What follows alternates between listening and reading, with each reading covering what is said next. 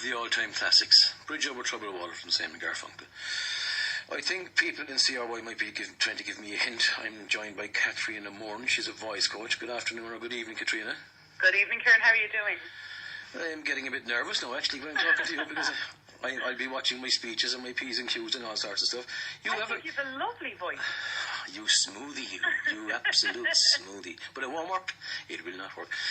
You have a company called Voice Coaching Ireland, and you're based in Dublin, but you do travel and would travel countrywide. Yes, that is correct. I travel mostly region-wide now or nationwide for corporate groups and stuff like that. But for individuals, usually they would come to Dublin, and I actually get clients from all around the country, so it's not uncommon for Corkonians to make the trip up to Dublin to see me. So. Okay, is it the way that Cork people can't speak properly, or is it the accent, or what way is it, like you tell me? Well, I've coached a few presenters, funnily enough, a few radio presenters from Cork who actually wanted to work in Dublin, and it was for softening the accent.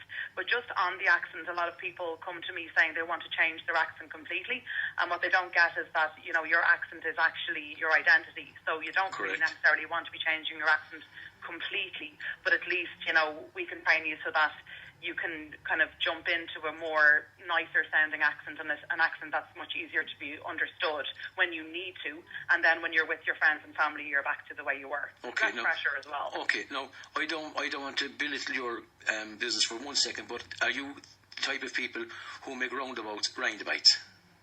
Sorry, can you repeat that? Are you the type of people that make roundabouts roundabouts? Because I listen to people on the radio in the mornings, and they call roundabouts roundabouts, and I can't figure it out at all. Well, I do have a few bugbears when it comes to. What do you call them?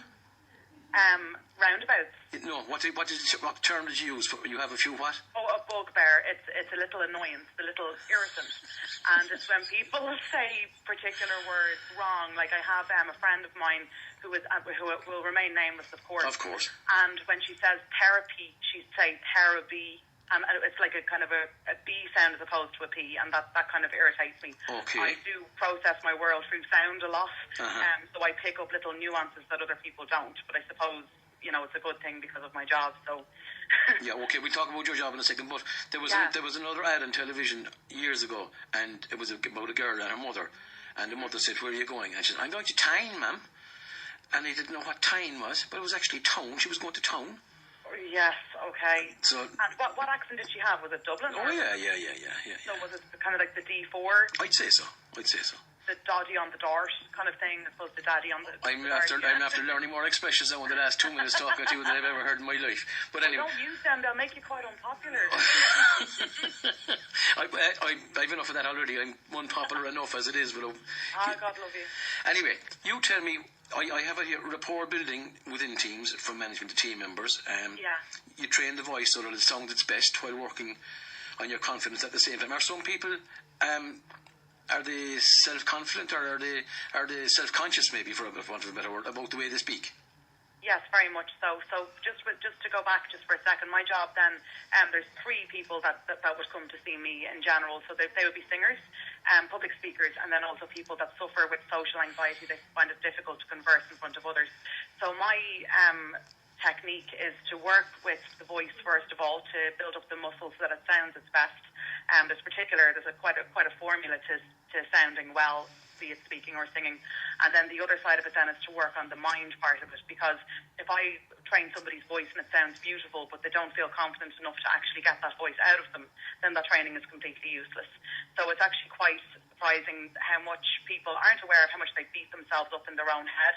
You know, they make a mistake, they call themselves an Aegis, and small little mistakes as well, like they're quite damning, and it's quite impossible to be a confident person if you've got this kind of gun to your back all the time that you have to be perfect and you have to be really good at everything, and that's what a lot of us do in our own heads. So I go in after that and examine, you know, where is that person beating themselves up. Okay, now do you have training in this area, or Yes, does it just come naturally to you, or what's the story? Well, a bit of both probably, because all of the problems that people have had with, you know, with social anxiety, I would have been an incredibly shy child myself, and, you know, you'd barely get a hello out of me, not because I was rude, but because I just, I couldn't really talk, and I found it very difficult even could sing, and I just couldn't get the voice out of me. So there is a personal side of things. And then on the other side, I'm an accredited life and business coach with the Institute of N.L.P. That's neuro-linguistic programming.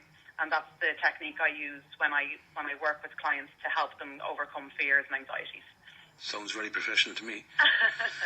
But I'm looking at it, I probably won't even be able to pronounce this, diaphragmatic breathing techniques. Diaphragmatic breathing, yeah. I got that right. And as a radio presenter now, it would be good for you to learn it, actually, because basically what that means, we'll break it down, make it sound less fancy. Diaphragmatic breathing is very important for people who use their voice on a daily basis, like, for example, yourself, myself, then singers and people who present in front of people.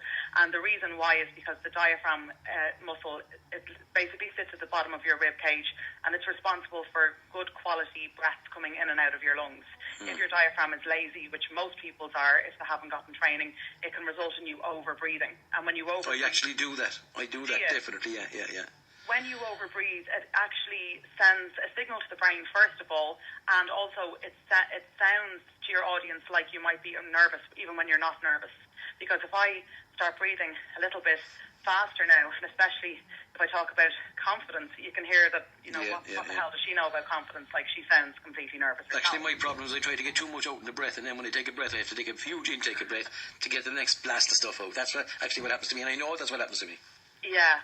Like, I mean, if you're like me, I'm a fast thinker, so I've a tendency to speak fast as well, because I'm trying to get everything out that I want to say. But that is, you do have to train yourself to rein that back.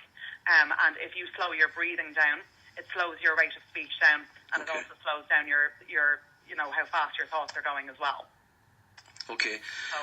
Where can people get a hold of you? They can get a hold of me online. My website is voicecoachingireland.ie, and all the email addresses and everything is there. It's facebook.com/voicecoachingireland as well. All right, well, that's simple enough. I have to wrap up here at 6:30, so Caitriona, thanks very much for taking the call. Thank you so much, Ciaran. And continued success with you, and you'd never know, I might be giving you a bell one of these days. Okay, we'll save my number, and keep breathing. Thanks very much. Thank you. Cheers, Caitriona. Bye-bye. Okay, Caitriona Moran, she's a voice coach, and she's with Voice Coach Ireland.